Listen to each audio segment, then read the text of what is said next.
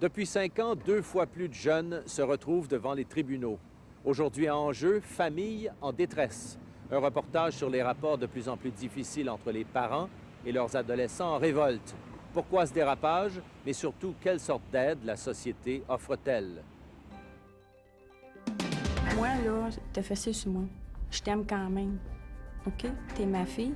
Puis je pense que t'es une des plus belles choses que j'ai faites dans ma vie. Je sais pas si toi, tu regrettes quand t'as fessé sur moi, là, mais moi, je regrette d'avoir fait mes affaires, c'est sûr. Tu le regrettes, mais c'est drôle que quand il arrive un problème, par exemple, t'appelles pas, puis oh, prends-le, moi, je veux rien savoir. Débrouille-toi avec, occupe-toi ça, tu veux rien savoir.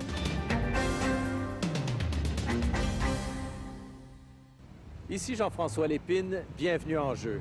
Chaque année, plus de 20 000 jeunes sont pris en charge par la protection de la jeunesse, l'aide sociale ou les tribunaux au Québec seulement. En septembre dernier, nous vous avons présenté un reportage sur les enfants de la rue, les adolescents en fugue. L'émission a provoqué un tel intérêt que nous avons cherché à comprendre pourquoi, de plus en plus, les parents perdent le contrôle de leurs enfants. Pourquoi cette tendance de plus en plus inquiétante qui se manifeste par le décrochage scolaire, la consommation de drogue chez les jeunes ou le recours de plus en plus fréquent aux tribunaux pour régler les rapports entre parents et enfants. Nous sommes allés revoir les enfants de la rue, mais aussi leurs parents, pour chercher à savoir ce qui s'est passé. Je sais même pas c'est quoi un avenir. Je vis à minute même. C'était il y a quelques mois, les enfants de la rue. Des adolescents en crise, à la dérive. Puis j'ai fait bien des mauvais coups. Puis là, mon père, il commence à être cage. Il me laisse faire ce que je veux. Cache-moi, pense à tes... 1er juin, ben, je m'en vais. Mon père me sac dehors. Je me suis pas trouvé de job. Coupés de leurs parents, de leur quartier, en fuite. Je poussais de chez nous, je me poussais du sang. Je venais foirer ça. Ben, fêter. Des adultes aussi s'interrogent, angoissent, Il est où le juste milieu? C'est quoi la réponse? Mais on l'a pas. crient leur impuissance. Appelle-moi, me donne un signe de vie, parce que c'est interminable. Ça fait 1 mois et demi maintenant que j'ai aucune nouvelle, là. Depuis, l'hiver est arrivé, avec lui le centre d'accueil ou le retour au foyer. C'est là que j'ai commencé à fuguer, là, puis à prendre de la dope, puis tout. Martin, lui, a connu les deux, avant de fuguer la famille, ensuite la rue, et puis le centre d'accueil. Aujourd'hui, avec ce groupe d'entraide des services sociaux, sa mère et lui essaient de reprendre contact. Il parlait pas, il se renfermait. Puis c'était de prendre la porte puis s'en aller avec les amis. J'ai commencé à fuguer, puis OK, première fois, ma mère m'a laissé des chances, puis après, ben, j'ai été placé. J'ai été placé dans un centre d'accueil. Ça me révolte encore plus. Puis c'est aujourd'hui que je me rends compte des fois là, que je n'ai trop fait. Mais je trouve que des fois, je paye trop pour... Pourquoi? Je paye trop. Tu payes trop? Je paye trop pour des affaires de même. Moi, je me dis qu'il prouve. Ça fait partie des limites que tu as Oui. appris à mettre. Là, j'ai plus de... Non, je suis plus capable là, d'avoir de choses. Je suis plus capable là, de tenir le coup. Je n'ai assez passé. Il y a tes limites à toi aussi. Oui.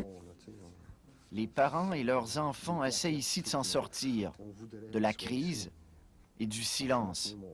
Mais les mots longtemps retenus feront mal. Maman, ça n'est plus rien pour moi. C'est quoi? C'est plus rien pour moi. Pourquoi? Depuis quand? Ça fait longtemps. Il y a quelque chose qu'elle a fait qui fait que pour toi, t'as plus d'estime pour elle? C'est ça. Moi, rester ailleurs, je suis sûre que je serais mieux. Avoir une chance, je partirais, c'est sûr. Savoir que maman, puis je serais pas à la police après moi, ça ferait longtemps que je serais partie. Je suis plus capable. J'essaye de faire des efforts, mais si je suis toute seule à faire des efforts, là, on dirait que je parle dans le vide, puis je fais tout ce que je fais, ça passe dans le beurre. Tu sais, moi, je veux bien mettre des efforts, mais je pense qu'il y a 2 côtés là-dedans. Hein.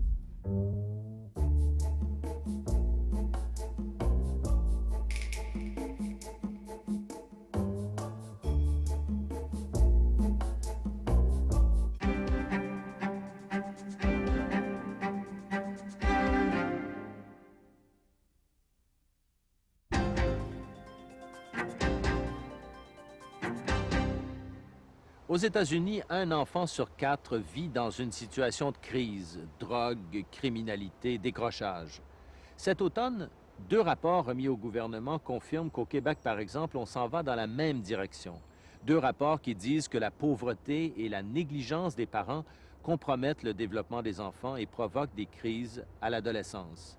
1 enfant sur 5 vit dans la pauvreté. Les mères seules avec leurs enfants, elles sont plus de 200 000 au Québec seulement, arrivent à peine à survivre. La société, dit-on, est malade de ces enfants, mais on commence à peine à s'en préoccuper.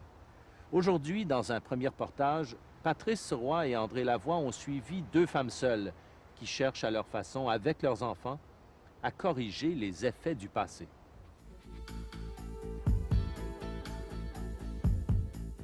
Une thérapie de groupe par ado pour parents et adolescents. Un programme offert par les services sociaux du bureau de l'Est de Montréal. Une thérapie qui a brisé l'habitude de donner que des services personnalisés par des travailleurs sociaux. Une première au Québec. Le seul endroit où parents et adolescents sont en contact direct. C'est tout le temps la grosse engueulade, là, puis à un moment donné, c'était rendu qu'on se frappait dessus l'un et l'autre. Puis... Je disais, moi, là, t'as fessé sur moi. Je t'aime quand même. OK? T'es ma fille, puis je pense que t'es une des plus belles choses que j'ai faites dans ma vie. Je sais pas si toi, tu regrettes quand t'as fessé sur moi, là, mais moi, je regrette d'avoir fait des affaires, c'est sûr. Puis je te l'ai déjà écrit, ça. Je sais. Tu le regrettes-tu des fois d'avoir non, tu sais, je ris, j'aime ça en mort, tu sais. Mais je sais pas, moi, tu m'as jamais dit que tu t'es jamais excusé, tu m'as jamais dit que tu regrettais. J'ai jamais pu comprendre ce que tu pouvais ressentir après avoir fait ça. J'ai jamais été capable de le comprendre, puis je le comprends. Tu le regrettes, mais c'est drôle que quand il arrive un problème, par exemple, t'appelles pas, puis oh, prends-le, moi, je veux rien savoir, débrouille-toi avec, un peu, occupe-toi-en, tu veux rien savoir, là, t'es boqué au bout, t'es frustré, là, tu veux plus rien savoir, là, tu serais prêt à le mettre dehors, tu sais. Après ça, tu le regrettes, mais ouais, tu sais. Essaye de faire comme moi, à cette heure, je pense avant d'agir. Pourquoi ce climat de violence, ces échanges de coups? Pourquoi cette totale incompréhension? C'est ici ou peut-être plus tard qu'ils devront répondre à ces questions. Pour l'instant, chacun des sujets abordés, école, mode de vie, chacune des paroles provoque l'escalade. Moi, j'ai mes affaires à faire, puis moi, je veux faire mes affaires que j'ai le goût de faire. S'il faut que je commence à faire ce que ma mère, elle aime, ça veut pas dire que moi, je vais aimer ça, tu sais. Moi, je sais pas que ça me donne d'aller à l'école, tu sais, si je fais rien, puis je reste dans la classe, puis je fais pas mes travaux, tu sais. Je vais perdre une année pour rien, tu sais. Si j'ai la chance de travailler puis faire de l'argent, tu sais, moi, je vais aboutir à quelque chose, ça va me donner de quoi. Mélanie, c'est une personne qui aime pas mettre des efforts, qui aime, ben, je sais pas, qui a la mentalité de dire que tout lui est acquis, tu sais. Fait que si tu penses ça en partant, ben, tu mettras jamais d'effort à accueillir quelque chose. Tu sais, j'ai mes affaires à faire, j'ai mes expériences à vivre. Si je me casse la gueule, je me casse la gueule, tu sais.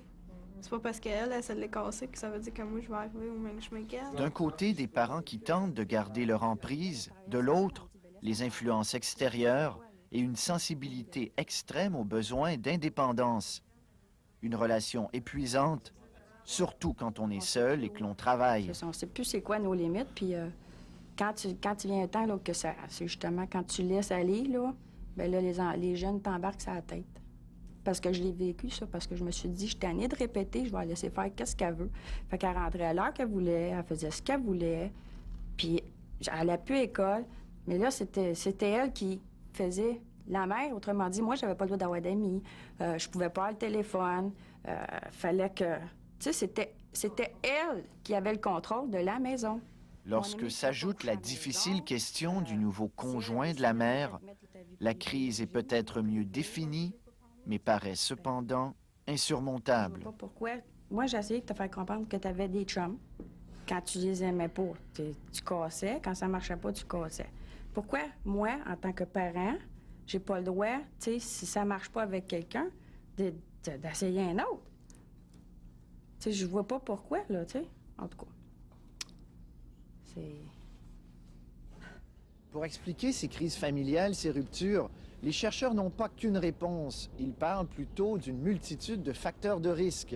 Il y a les plus évidents, comme l'inceste et la violence familiale. Il y a aussi les incapacités parentales, les parents dépressifs, alcooliques ou toxicomanes. Les adolescents aussi, avec un caractère et un tempérament qui peuvent occasionner une crise. Mais il y a surtout la pauvreté des mères seules. Au Québec, sur les 250 000 familles monoparentales, 80 sont dirigées par des femmes. Leur revenu annuel, moins de 18 000 $. Rien d'étonnant à ce que certaines crises éclatent. Ce que nous affirmons dans le rapport, c'est que les parents sont les maîtres d'œuvre et parce qu'ils sont les maîtres d'œuvre, on devrait les choyer, on devrait les soutenir. Novembre 91, dépôt du rapport du groupe de travail pour les jeunes. Le titre est bien joli, le Québec fou de ses enfants. Or, la réalité l'est moins. On a changé considérablement de mode de fonctionnement dans les familles. On a changé considérablement durant les dernières 20 années du type de fonction que la femme occupait ou les femmes occupent dans notre société. Mais on a très peu fait pour s'ajuster à ces grands changements fondamentaux que sont le divorce, la séparation et la présence des femmes de plus en plus importante sur le marché du travail. Et ces modes, ces changements dans les modes de fonctionnement familiaux et sociaux ont une empreinte très importante sur les tâches parentales et sur les exigences parentales. Et donc, on manque de place dans les services de garde. On appuie très peu les parents qui ont quelques difficultés mineures, jusqu'à ce qu'elles soient évidemment très éclatantes. Là, on va tenter de faire quelque chose, mais qui ont des difficultés avec leurs enfants. On fait très peu de cas de ça. Avec davantage d'appui de l'école ou des services sociaux, la crise entre Mélanie et sa mère aurait-elle pu être évitée? Difficile à dire. Les demandes avaient pourtant été faites. J'ai essayé d'avoir de l'aide avant. Puis ça a été long, ça n'a pas marché. Parce que pour le DPJ, il faut qu'il y ait des gros événements. C'est des affaires, il faut que l'enfant soit en danger ou qu'il soit mal dans son milieu. Il faut vraiment que ce soit l'enfant qui soit en danger. Le parent, c'était pas grave, ça. C'est ça qu'ils m'ont dit. C'est ça, je pense qu'elle se fiche complètement de ce que je peux penser. Leur appel à l'aide a finalement été entendu, leur cas devenant plus lourd de jour en jour. José Matisse, leur travailleuse sociale, les a conduits à Parado. Selon elle, cependant, les parents auraient leur part de responsabilité. Aussi, les gens attendent parfois tard dans le processus pour demander de l'aide. C'est leur choix, mais ils essayent toujours de voir leurs moyens à leur façon pour remédier. Et quand tout a été épuisé selon eux, là, à ce moment-là, ils viennent demander de l'aide. En dernière partie, on va discuter des effets sur la santé physique, des drogues. Ces jeunes n'ont rien demandé, surtout d'être là ce soir. C'est parce qu'ils ont commis un acte criminel qu'ils doivent participer à des sessions de groupe données par l'organisme communautaire Les Ressources Alternatives Rive-Sud. Le thème de discussion de ce soir, la drogue, qui accompagne presque toujours les crises familiales. Ben, 8 ans, tu te poses des questions. Tu comprends pas. Pourquoi tes parents se sont divorcés. Puis c'est des questions que tu te poses sans réponse. Puis t'aboutis que à 12 ans, ben là, tu finis par comprendre, OK, ben là, ils sont divorcés, tu peux pas rien faire contre ça. Là, mes études, ils ont pas été trop bonnes, mais je passais pareil partout, t'sais. Puis après ça, ben, je commence à prendre la drogue, puis ça m'a débalancé. Jusqu'à 100 000 $ au jeu de la grande roue. Tu te trouves qu'on est riche. J'ai plein de maisons, hein? Après l'arrestation, le reste a dû être éclairci. La drogue, les fugues et les problèmes à l'école. Alain avait bien sûr besoin d'aide, sa mère aussi. Le choc des premières rencontres avec les services sociaux. Qu'est-ce que j'avais le plus besoin? De vous faire dire comme mère de quoi vous vous sentiez. C'était quoi vos besoins à ce moment-là? De ne pas être jugée. L'orgueil, probablement. De ne pas être jugée, d'être comprise. Puis c'est ce que j'ai ressenti quand cette personne-là est venue. Parce que Alain, puis Jeanne en a fait des petites choses. Puis quand tu te présentes souvent, monoparental, hein, tu sais, ça fait bien mal d'entendre ça. Comme pour dire, ben, tu t'occupes pas de tes enfants, tu sais, les enfants, ils ont des problèmes, tu t'en occupes pas. Parce que pour vous, c'est pas ça. Non. Pour moi, c'est mon possible. C'est mes deux enfants, comme j'ai toujours dit, c'est mes deux bras. Puis sans eux autres, ben, je fonctionne pas bien. Un père absent, un amour pour deux, mais aussi toutes les craintes d'une mère seule. Qu'est-ce qui me fait peur, c'est qu'il soit dans le drogue. Mais mon imagination va au pire, pas au moyen, au pire. Puis c'est ce que je veux le protéger. Peut-être qu'il n'y aurait pas au pire. C'est peut-être moi qui le vois de même. Mais j'ai peur à ça. Est-ce que tu trouves que ta mère s'en fait trop, hein? Ouais. La paranoïa un peu trop, tu sais. Ça doit être normal. En tant que parent, là. Je remarque que je serais peut-être pareil, moi, être parent. J'en ai pris pour deux. J'ai pris pour moi puis pour le père. Dès leur naissance. C'est... Je sais pas combien de temps encore je vais être capable, mais en tout cas, je me sens pas... Par moments, c'est certain, je me sens découragée. Je me dis, là, c'est assez, j'en peux plus, tu sais. Je vais te placer, je vais te mettre en centre d'accueil. Mais c'est surtout les moments où, comme là, qui veut fuguer ou qui veut plus aller à l'école. Ça, c'est des moments que là, je me dis, là, tu vas aller en centre d'accueil, ils vont t'arranger ça.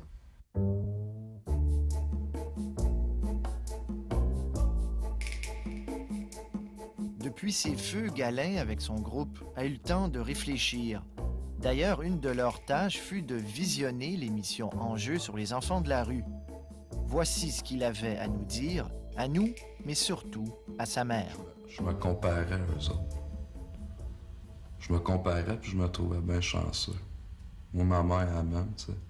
Puis elle me chicane pas, tu sais. Elle me bat pas, puis c'est pas un alcoolique, puis c'est pas une fille qui couraille partout, tu sais. Elle est là pour moi, pour mon frère, tu sais. C'est pour ça que je la trouve bien correcte, tu sais. Puis il y en a d'autres, par exemple, qui font pas ça, tu sais. Ils font des enfants, tu sais, sans y penser, tu sais. Les enfants, il y en a une conséquence, une couple d'années après. Je veux le garder sain, en tout cas. Je veux pas le garder avec moi, mais je veux le garder sain. Je sais qu'il y a quelque chose de bon en lui. Puis je veux qu'il en prenne conscience avant qu'il soit trop tard.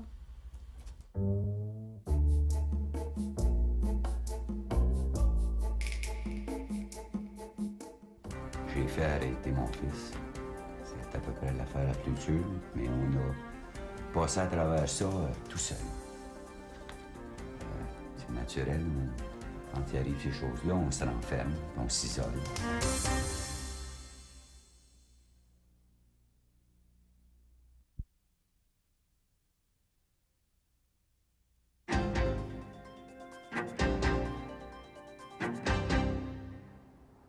En septembre dernier, nous disions que les services sociaux offerts aux adolescents n'étaient pas adaptés à leurs besoins. À l'époque, l'Association des centres d'accueil nous avait contesté. Aujourd'hui, 2 rapports remis au gouvernement confirment ce que nous disions. Les experts prétendent que c'est à l'école ou dans les familles qu'il faut investir si on veut limiter les crises. Il faut offrir de l'aide, du répit aux parents autant qu'aux jeunes. Le rapport Harvey sur la protection de la jeunesse prétend en fait que l'aide sociale ne s'est pas adaptée à l'évolution des familles éclatées qui vivent souvent dans la pauvreté ou même la violence. Mais comme vous le verrez, les parents n'ont pas attendu que le système change. Ils ont décidé eux-mêmes de chercher les moyens de s'en sortir.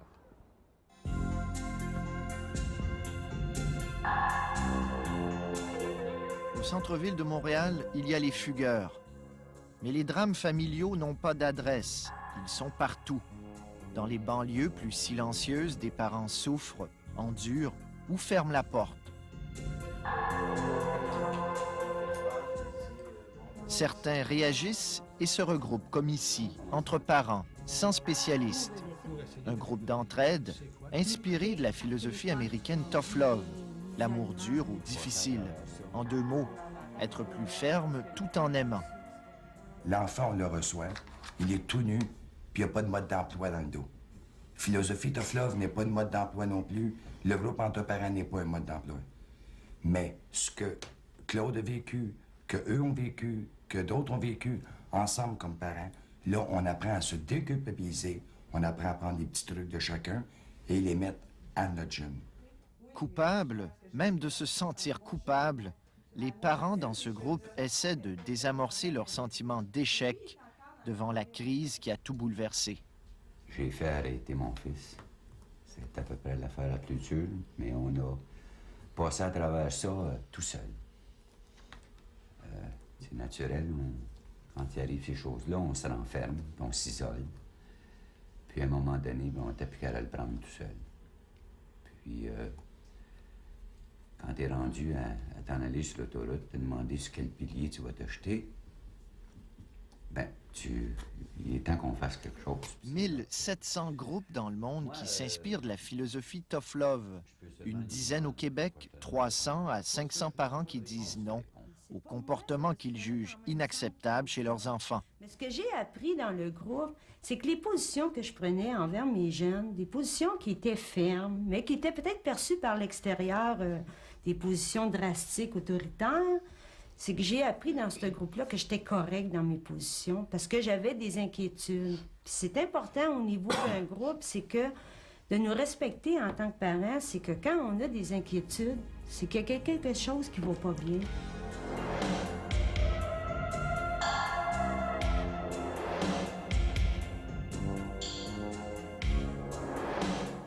À chaque semaine, ses parents se visitent pour écouter les propositions des uns et des autres.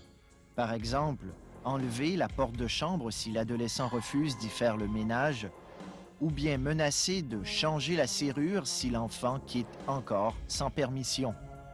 Chacun y va de ses propositions, sauf que parfois, tout cela n'est pas suffisant. On cherche alors l'aide extérieure. Quand notre jeune enfant il a un rhume, on est capable de le guérir son rhume à la maison, hein? Mais quand notre jeune enfant, mettons, il a un problème d'asthme, comme moi j'en ai une, puis qu'à un moment donné, il faut l'emmener à l'hôpital, ils vont lui donner les services requis. Moi, je peux pas lui donner les services requis. C'est la même chose pour nos jeunes. Il y a des choses qu'on est capable de régler à l'intérieur de la famille, mais à un moment donné, si un problème devient plus gros, on a besoin d'aide extérieure, d'aide spécialisée. L'aide que peut apporter un groupe de parents comme Tough Love peut faire une très grande différence chez plusieurs. Il y a aussi l'aide officielle des CLSC, des services sociaux. Mais quelquefois, il s'agit simplement de donner un répit, de séparer parents et adolescents. C'est d'ailleurs ce que font spontanément les jeunes qui ici fuguent au centre-ville. Pour l'instant, au Québec, il n'existe que 7 maisons communautaires qui peuvent abriter des jeunes mineurs, qui peuvent donner, lors d'une crise, un répit familial. À peine une centaine de places pour tous les enfants et les parents qui en auraient besoin. Le Petit Patro à Sainte-Thérèse, 9 places disponibles. Le répit, c'est un répit familial. C'est autant pour permettre aux parents de prendre un recul qu'à l'adolescent. Et l'adolescent le demande aussi. Je veux réfléchir à la situation. Je veux voir qu'est-ce qui pourrait s'améliorer de chez nous, puis quel bout je pourrais faire pour que ça s'améliore, puis quel bout mes parents pourraient faire pour que ça soit plus vivable à la maison. Parce que quand ils arrivent ici, c'est que c'est pas vivable. C'est des cris constants, c'est pas une situation qui est agréable de vivre, où les adolescents s'enferment dans leur chambre.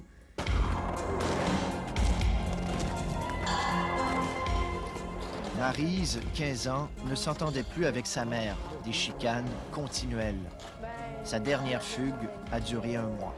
Moi, je partais de chez nous parce que j'étais vraiment plus capable de l'endurer, là. Fait que là, je m'en allais, j'allais voir mes amis. Je me changeais les idées un petit peu, mais en même temps, ben, quand je revenais, c'est encore pire.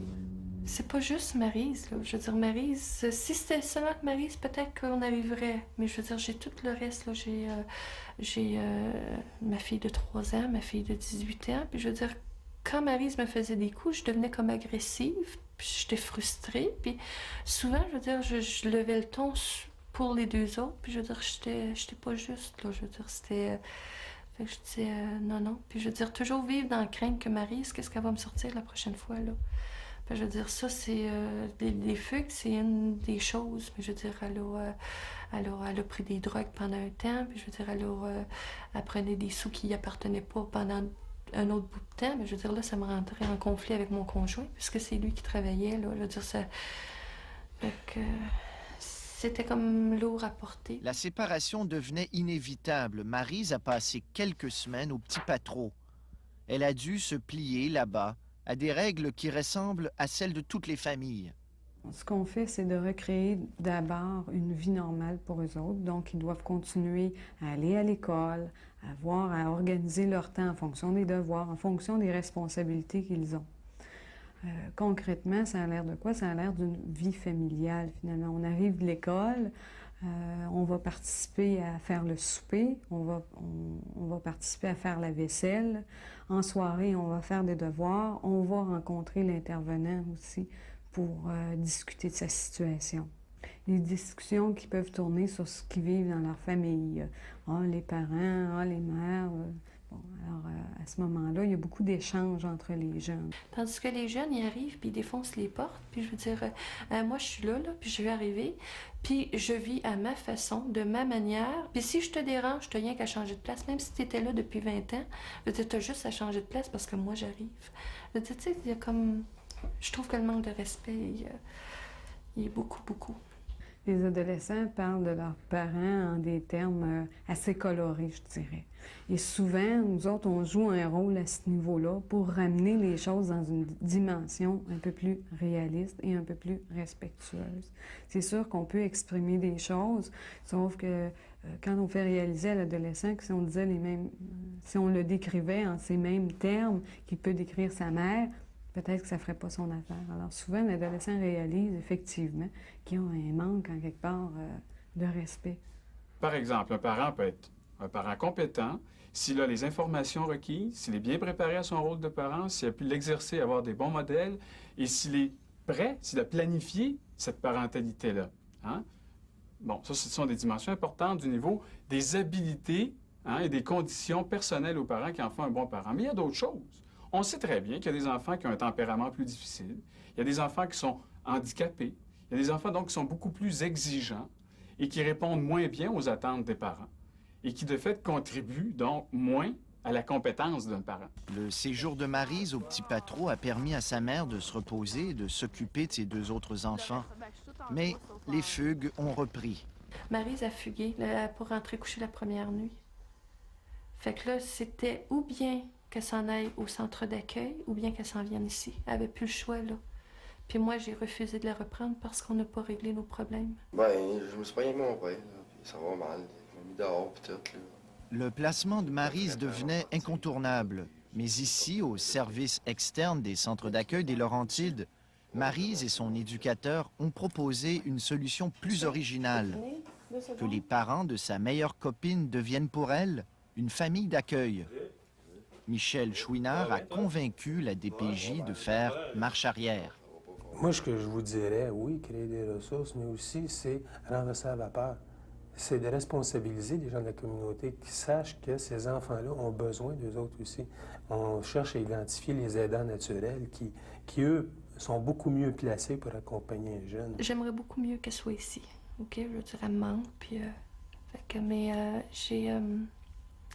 je me dis qu'elle a comme un bout de chemin à faire, puis plutôt que de vivre une relation avec elle qui soit orageuse, puis... je veux dire, toujours être sur le qui-vive, là, savoir, bon, OK, quand est-ce qu'elle va partir, puis quand est-ce qu'elle va... J'aime mieux qu'elle vive là-bas. Je veux dire, je sais qu'elle va rester là. Elle a comme plus le choix de rester là, là. Elle a épuisé toutes les autres ressources autour, fait que c'est sa dernière place, là, qu'elle fait. Fait que c'est là, je sais qu'elle va faire comme son possible pour rester là pendant un temps.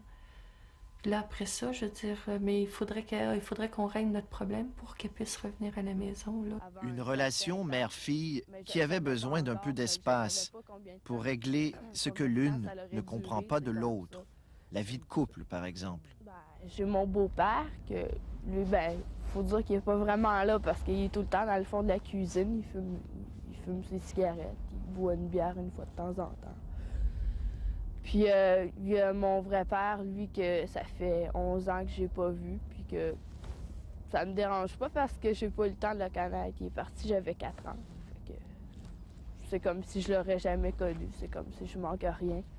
Puis ma mère, je trouve qu'elle se débrouille quand même assez bien pour être seule. C'est juste que elle mérite plus que ce qu'elle a en ce moment. Bonjour.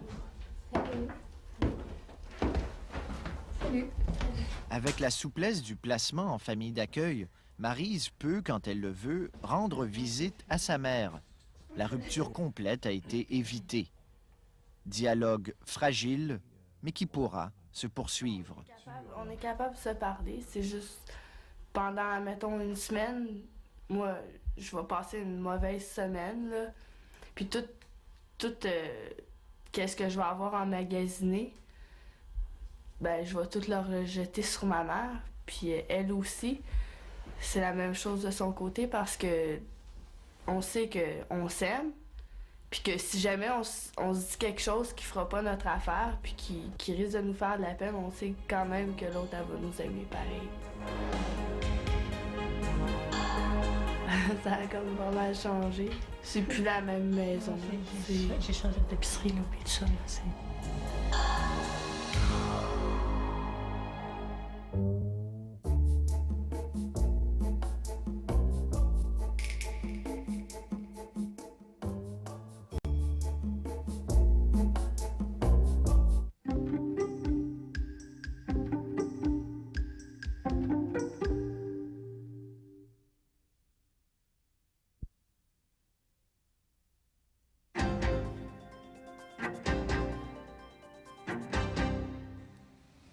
Quand tout a été essayé, on a souvent le réflexe de placer les enfants. Au Québec, par exemple, 4200 jeunes, des adolescents en grande majorité, sont confiés à des centres d'accueil. On place plus ici que partout ailleurs au Canada. On a aussi le record des cas judiciarisés, les cas d'enfants dont l'avenir est décidé par les tribunaux. Le rapport Harvey sur la protection de la jeunesse prétend que le système actuel a oublié ses véritables clients, c'est-à-dire les enfants, et qu'on a recours au placement trop facilement. Les parents qui bénéficient souvent d'un répit après avoir placé un enfant sont plutôt satisfaits du système. Il arrive aussi que des jeunes eux-mêmes demandent à être placés en centre d'accueil.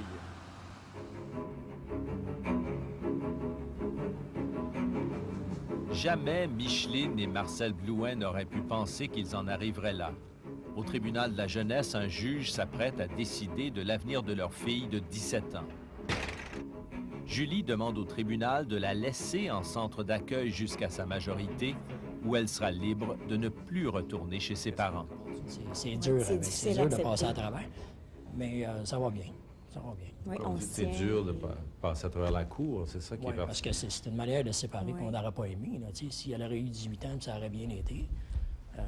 Tu passes pas par la cour avec tes enfants. Tu les emmènes pas de 0 à 18 ans pour finir en cour. C'est ça, c'est pas ça qu'on souhaitait. Les parents Blouin n'ont pas vu leur fille depuis que la Cour a placé Julie en centre d'accueil il y a un mois. Elle en était à son 2e placement. Troubles de comportement dès l'âge de 12 ans, fugues répétées à compter de 15 ans. La décision du juge, c'est le résultat de 5 années de tension entre Julie et ses parents. Ben, je jugeais mes amis, je jugeais comment je m'habillais, là, tu sais, ils aimaient pas ça, tu sais. Ils voulaient que je sois une autre fille que je suis, là, tu sais. Moi, j'aime pas ça, tu sais, je vais être moi, là, tu sais, je vais faire ce que je veux faire. Les parents Blouin prétendent que si leur enfant avait été mieux encadré à l'école, s'ils avaient eux-mêmes été conseillés, ils n'en seraient pas arrivés là. Mais avec un seul psychologue scolaire pour 3 polyvalentes dans leur quartier, les parents dépourvus ont fait appel aux solutions de dernier recours. Ils ont mis le système devant le fait accompli. Parce que toutes les fois qu'elle faisait une fugue, quand elle téléphonait ou quelque chose, je disais « Rends-toi à police jeunesse parce qu'il y a eu un rapport de fait, puis il faut que tu te rendes au poste de police. » Fait qu'elle se rendait là, puis eux autres nous téléphonaient. Mais après la 5e fugue, on est arrivé avec son sac puis ses choses, puis on a dit « faut qu'elle soit placée. On la reprend pas. » C'est une décision difficile, comme vous dites. C'est une décision difficile. Mais pour le placement, il faut que tu prennes cette décision-là. Sans ça, là, ils sont assez engorgés là, qu'ils ne prennent pas. Il faut réellement là, que tu sois assez dur. Aujourd'hui, ils reconnaissent qu'une fois prise cette décision difficile de confier leur enfant à d'autres, ils ont été soulagés. Est-ce que le système, d'après vous, a tout essayé pour vous aider? Disons que toutes les demandes qu'on a faites, ça a tout été bien accueilli, puis on n'a pas eu de problème.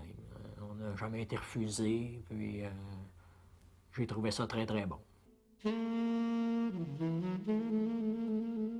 En 1989-90, 14 500 enfants ont été admis dans les centres d'accueil du Québec, certains pour des périodes très courtes d'à peine quelques jours. Le directeur du centre d'accueil de Julie explique la réaction première des parents quand leur enfant entre en centre d'accueil.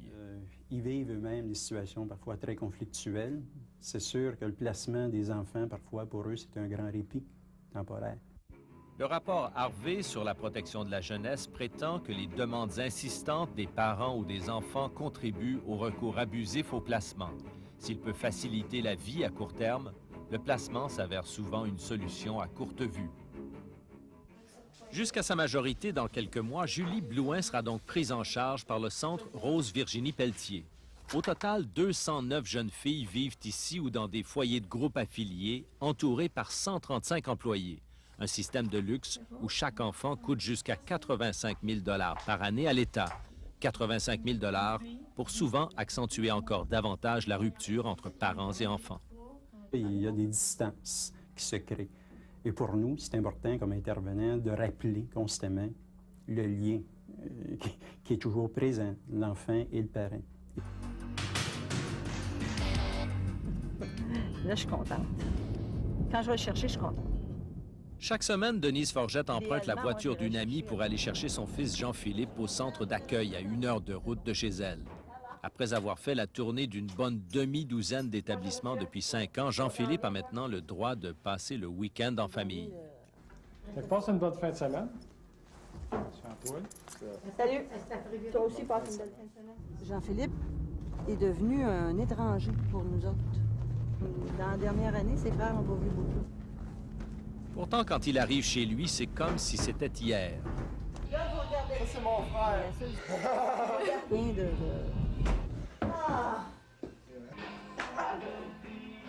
Vous ennuyez-vous des fois les uns les autres? Non. Non? Non. Pourquoi?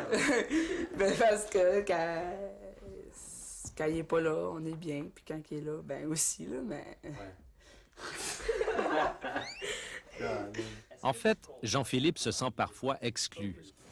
Mère de 3 garçons, divorcée d'un mari violent, aux prises avec la faillite de son commerce, Denise Forgette s'est trouvée soudainement débordée à l'époque quand Jean-Philippe a commencé à se révolter. À l'occasion, son fils lui reproche encore de l'avoir placé. Qu'est-ce que je me rappelle si on restait à Pointe-aux-Trembles? Un petit appartement, ça. Puis il y avait du chum à ma mère, qui était Pierre, qui était venu rester avec nous autres, puis tout ça. C'est la première fois que j'ai su que j'allais être placé, tu sais. Il pense toujours que c'est parce que je me suis fait un chum qui était placé. Oh, la belle histoire! Ben, c'est ça que tu viens de dire. Ça faisait quand même 1 an et demi qu'on travaillait avec un éducateur, avec une travailleuse sociale, puis qu'on essayait, on essayait bien des choses. C'est toujours le bordel. Il y avait des problèmes, puis des problèmes, ça n'arrêtait jamais. Là. Selon le rapport Harvey, les conséquences d'un placement sont souvent méconnues des intervenants. Une fois le placement amorcé en état de crise, la réinsertion de l'enfant dans son milieu parental devient difficile. Jean-Philippe et sa mère n'arrivent même pas encore à se parler vraiment.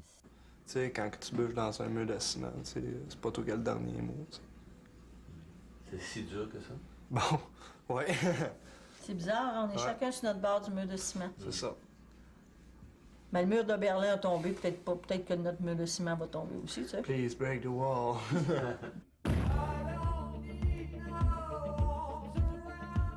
D'abord placé en foyer de groupe, Jean-Philippe a tout connu du système de placement au Québec. De la détention en centre fermé jusqu'au travail dans un atelier de jour en passant par la désintoxication. Aujourd'hui, à 15 ans, au centre d'accueil Cité des Prairies, il est déjà un vieux routier du système. Moi, là, comment j'ai vu ça, puis comment je vois encore ça, c'est ton jeune, t'es pas capable de vivre avec, passe-nous les 2 secondes. Et que tu sois capable, on va te leur donner. Mais il pense-tu à la mère ou il pense au jeune? Bon, le jeune, on va-tu vraiment le faire changer? Si le placement en centre d'accueil change les enfants, c'est souvent en ajoutant un risque additionnel dans leur vie, le risque d'entrer en contact avec la criminalité. Jean-Philippe raconte comment il a voulu, dès le début, être un real, comme on dit, dans le milieu qu'il côtoie tous les jours. Moi, dans mon cas, j'arrivais à acheter un nouveau, tu sais. Puis, je suis le plus grand, toujours le plus grand.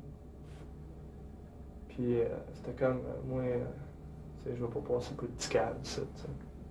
Mais c'est sûr qu'en centre d'accueil, tu es assuré de rencontrer des jeunes qui font de la prostitution, qui font des vols de voitures, etc., etc.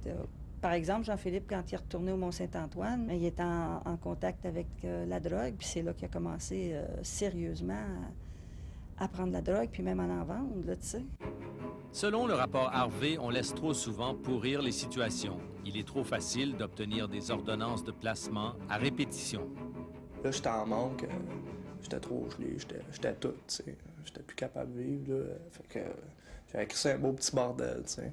Fait que là, ma mère, elle savait plus quoi faire, là. Aujourd'hui, Jean-Philippe reconnaît qu'il avait besoin d'encadrement et que les centres d'accueil, dans certains cas, lui ont apporté de l'aide. Denise Forgette, quant à elle, refait sa vie. Étudiante au cégep, elle a fondé une association de parents d'enfants en centre d'accueil pour se déculpabiliser d'avoir placé son propre enfant, mais aussi pour partager son expérience. Si elle reconnaît avoir été bien accueillie par les centres d'accueil, ce n'est pas le cas pour beaucoup de parents. Il y a certains centres d'accueil où les parents sont vraiment carrément tassés. Puis c'est vrai que c'est dérangeant, un parent, vous savez. C'est dérangeant parce que si à chaque fois que le jeune fait une fugue ou quelque chose, le parent, il y a des centres d'accueil qui, en tout cas avant, qui avertissaient même pas les parents, là, si l'enfant était en fugue. À Cité des Prairies, le centre d'accueil de Jean-Philippe, on tente maintenant par des réunions comme celle-ci d'impliquer les parents. C'est une nouvelle tendance au Québec. Vous êtes les parents de ce jeune-là et vous avez droit à des réponses, tout au moins. Mais lorsque Jean-Philippe sortira du centre d'accueil, Denise Forgette espère qu'elle aura autant d'aide qu'avant. Quand Jean-Philippe a fait sa crise en février, c'est un ancien éducateur que j'ai appelé qui demeure à Laval et c'est lui qui est venu. Moi, j'étais démunie, je ne savais pas quoi faire. J'ai appelé, j'ai demandé à ce gars-là de venir 5 minutes après, il était là. L'endroit où on aura à renforcer énormément nos pratiques, c'est dans le suivi après. Il va falloir faire des choix de service, des choix d'orientation. Il va falloir ajuster certains programmes, mais il va falloir faire ça. Sinon, on risque de voir le travail de rééducation s'effondrer. Les mécanismes et les contrôles qui devraient favoriser la réinsertion rapide de l'enfant après son placement sont inexistants ou inefficaces. Pour certains, c'est toute la philosophie du placement qui est en cause. Si on plaçait les enfants plus tôt ou pour des périodes plus courtes, le retour dans les familles se ferait beaucoup plus facilement. Ce qu'on fait actuellement, c'est un peu le contraire. On brûle plusieurs ressources de type les G, familles d'accueil et autres, et on fait appel au centre d'accueil comme un bout de ligne. Et souvent, il est trop tard. La fin de semaine s'est bien passée entre Jean-Philippe et Denise Forgette. Mais combien de crises ont-ils dû traverser depuis le début pour en arriver là aujourd'hui? Mais peut-être que si moi, j'avais eu de l'aide, plus de support, du répit une fin de semaine de temps en temps pour me recharger, finalement, là, ça aurait peut-être été autrement. Peut-être que ça n'aurait pas été autrement non plus. Mais ça, on le saura jamais. Salut, mon grand. On s'appelle? C'est une bonne semaine. Toi aussi, bye.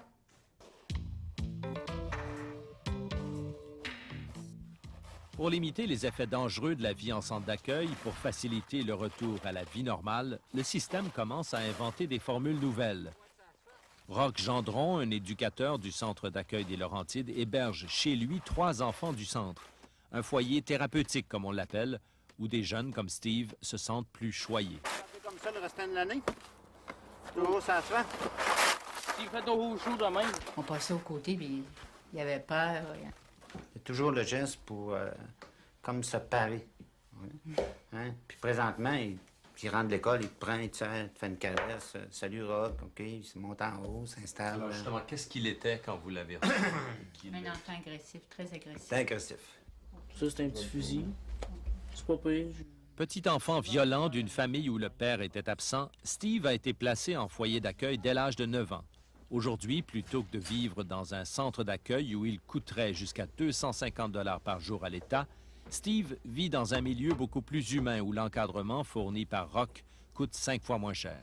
On est des papas puis des mamans, d'une Il y a certaine moins façon. d'intervenants. Moi, je trouve que, tu sais, un jeune qui vit de 8 heures à 4 heures avec un adulte, puis l'adulte passe le problème à l'autre qui rentre pour faire son chiffre. Moi, je trouve, en tout cas, à un moment donné, là, ça fait beaucoup de monde puis c'est mêlant.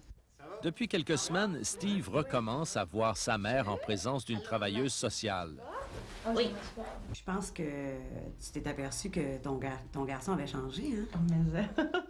Les contacts sont encore distants, mais certainement moins agressifs qu'avant. En fait, Steve hésite à quitter la maison de Roch pour rentrer dans sa famille. Beaucoup de choses ont changé depuis que sa mère vit avec un autre homme qui est encore pour lui presque un inconnu. Qu'est-ce qui t'empêcherait d'y aller dès maintenant chez ta mère?